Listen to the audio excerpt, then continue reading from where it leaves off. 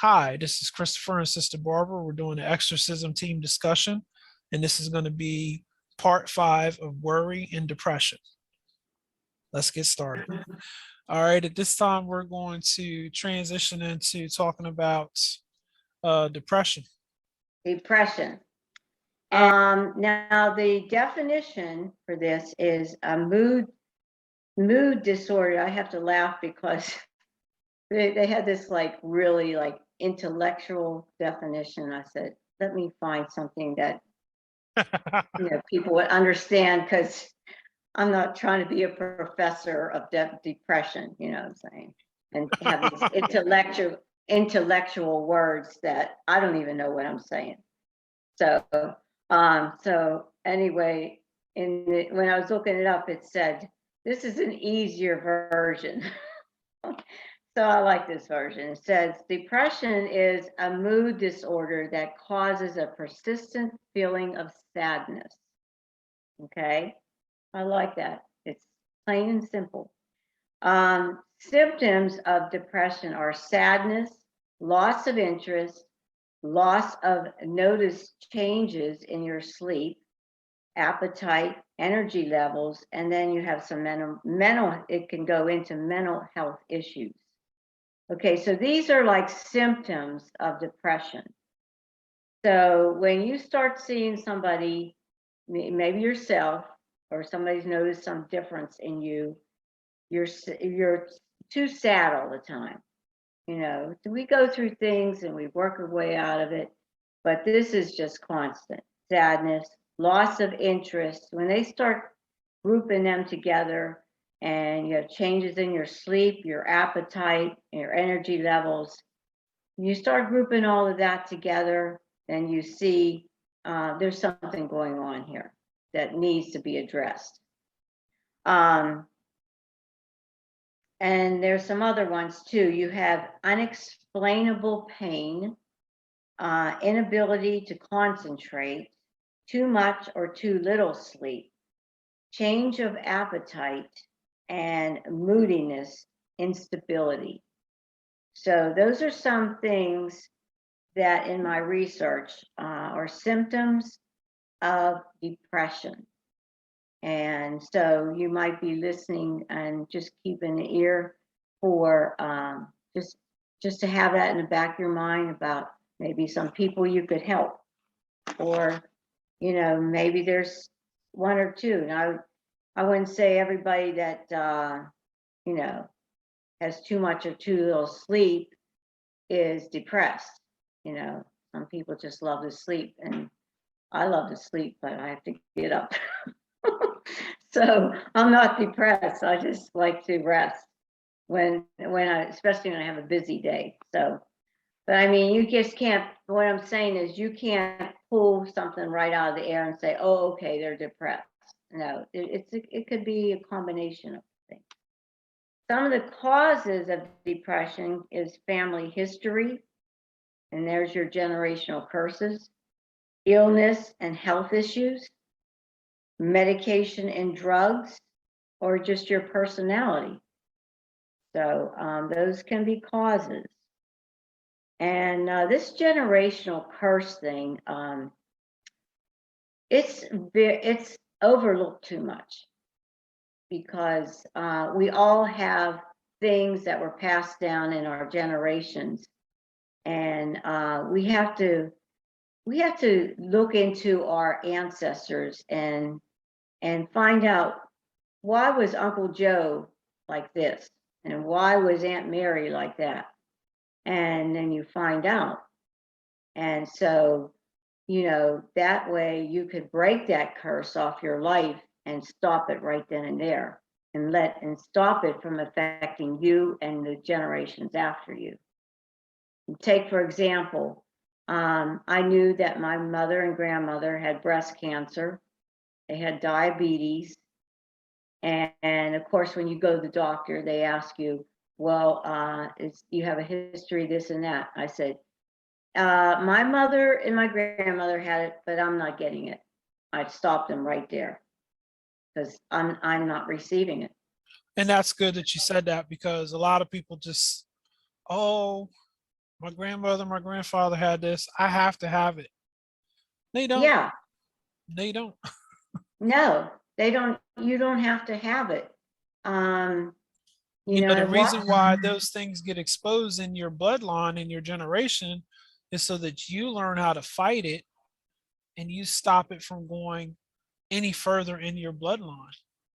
yes.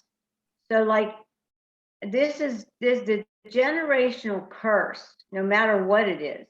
We talked about worry before, but it could be physical things going on. You got to break that, because Jesus went to the cross and he took those curses to the cross.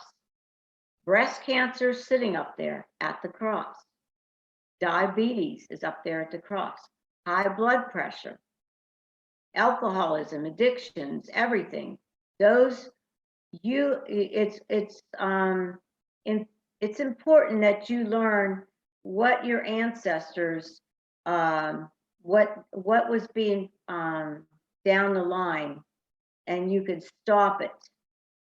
You can stop it by, if you want to come to a deliverance or exorcism session, you can have them work with you on that.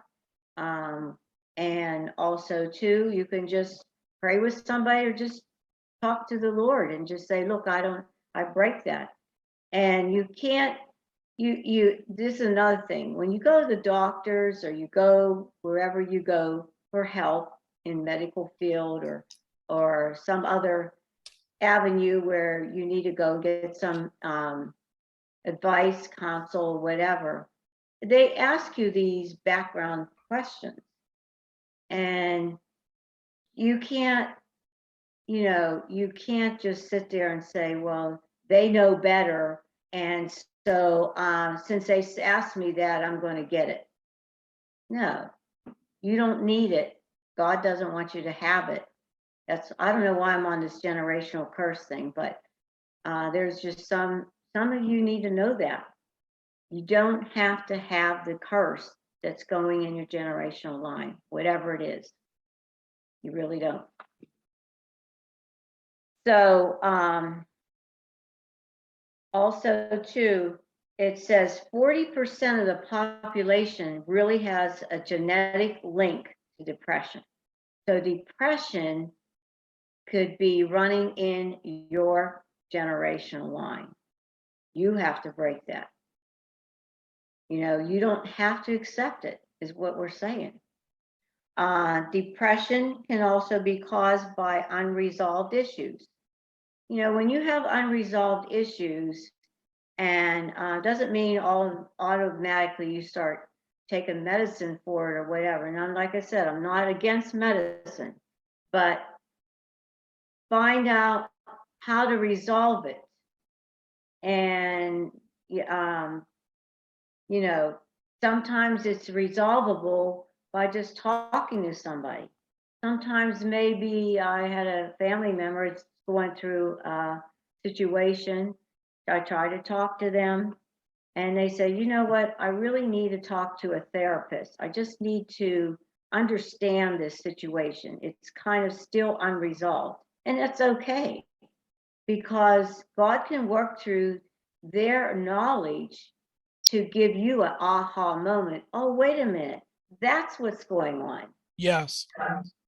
But if you leave these unresolved issues going, you're opening the door to depression. It's good you brought that out, because a lot of people don't realize that the unresolved issue is an anger that has never been dealt with. Mm-hmm. Meaning you never got justice for that anger. First of all, no one validated that anger in saying, hey, this person did something to you. They were wrong for doing it. You Mm-hmm. didn't deserve to be treated that way, and they should stop doing it. Yeah. So a lot of times these unresolved situations, these unresolved angers that are in people are because no one stepped up and did their job. Mm-hmm. No one stepped up. A parent in some particular cases didn't do their job. A principal didn't do their job. a pastor didn't do their job. So this person is in this conflict and in this turmoil, and they know that something is wrong. They know that what the people have done to them is wrong, but they don't get justice. Mhm. So they're trying to do the Christian thing. I have to forgive and I have to keep overlooking their sin. But at the same time, it's putting them in a place of complete turmoil on the inside because it's unresolved. Where if someone were to say, hey, this person that did this to you was dead wrong. You should have never had this happen to you. You deserve justice. They need to be taken to court. They Mhm. need to be deemed guilty. And you have to start teaching people how to walk through this, because we see this a lot with people that we work on who've been victims of sexual abuse. No Yeah. one no one tells them that the person who abused them is wrong.